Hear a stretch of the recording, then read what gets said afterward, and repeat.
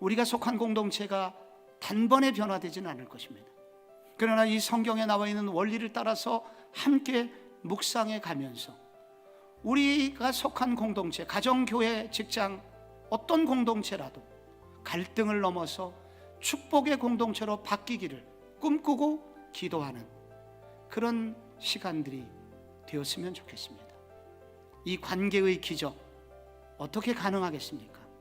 오늘 본문에 기적의 첫 번째 그런 요소가 나옵니다.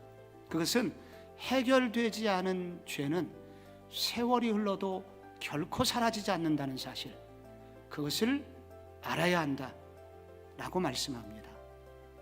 사람이 무엇으로 심든지 그대로 거두리라. 자기의 육체를 위하여 심는 자는 육체로부터 썩어질 것을 거두고 성령을 위하여 심는 자는 성령으로부터 영생을 거두리라.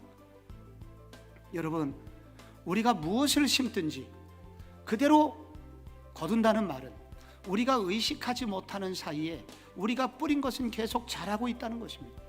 우리가 죄를 심으면 그냥 죄가 사라지는 것이 아니라 어딘가 계속 자라고 있고, 우리가 선행을 심으면 그것이 자라고 있다가 결정적인 순간에 나의 운명을 좌우하게 될 것을 말씀하고 있는 것입니다. 그러므로 이 죄는 그냥 사라지는 것이 아닙니다. 내가 젊었을 때 막 저지르고 함부로 말했던 거, 이것이 사라지는 것이 아니라 아내들의 가슴에, 자식들의 가슴에, 반대로 남편들의 가슴에, 그리고 누군가의 가슴에 남아서 여러분이 이 결정적인 순간에 우리를 무너뜨릴 수 있다는 이 무서운 진리를 우리에게 알려주고 있습니다. 늙음하게 왜 그러냐고, 그러지 말아야 합니다. 왜냐하면 이것이 죄라는 놈의 속성이기 때문입니다. 해결되지 않은 죄, 용서되지 받지 못한 죄는 결국 자라나서 우리 모두에게 아픔을 준다는 것을 성경은 알아야 된다고 도전하고 있습니다. 오늘 마지막 관계의 기적은 어떻게 올까요? 그것은 진실하게 회개해야 됩니다. 회개의 기회를 만들어야 되고, 그런 기회가 왔을 때 진실하게 회개하라. 그때 하나님은 기적을 주신다는 것입니다. 우리는 예수 믿는 사람이기 때문에 무조건 용서해야 돼. 네가 먼저 용서해. 그래야만 될까요? 70번씩 7번이라도 용서하라고 그랬으니까 너 용서해. 그럼 우리는 계속 당하고 맨날 용서만 해야 될까요? 성경은 그것을 말하지 않습니다. 용서는 아무 때나 하는 게 아니라 가해자의 진심 어린 사과가 있을 때 용서하는 것입니다. 마태복음 5장에 그러므로 예물을 제단에 드리다가 형제에게 원망 들을 만한 일이 생각이 나거든, 제단을 그 예물을 좀 잠깐 두고 먼저 가서 형제와 화목하고 그 후에 와서 예물을 드리라 라고 말씀을 하고 있습니다.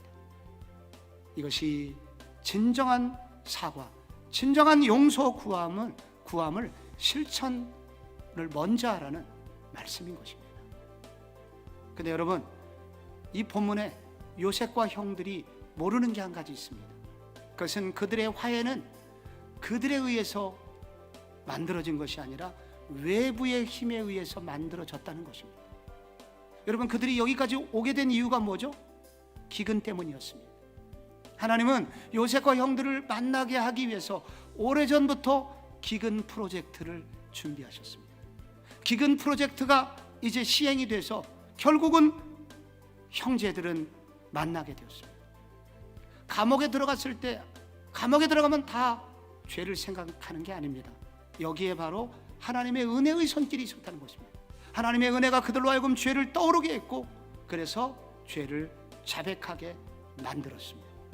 우리도 우리 안에는 용서할 힘이 없습니다. 또 용서를 고백할 그런 능력이, 회개할 능력이 우리 가운데는 없습니다. 그래서 우리 가운데 찾아오신 분이 계십니다. 우리를 도와주시는 한 분이 계십니다. 이 예수님의 사랑이 오늘도 말씀을 통해서 기도하는 가운데 그 예수의 사랑이 여러분에게 채워지는 은혜가 이 아침에 있기를 축복합니다.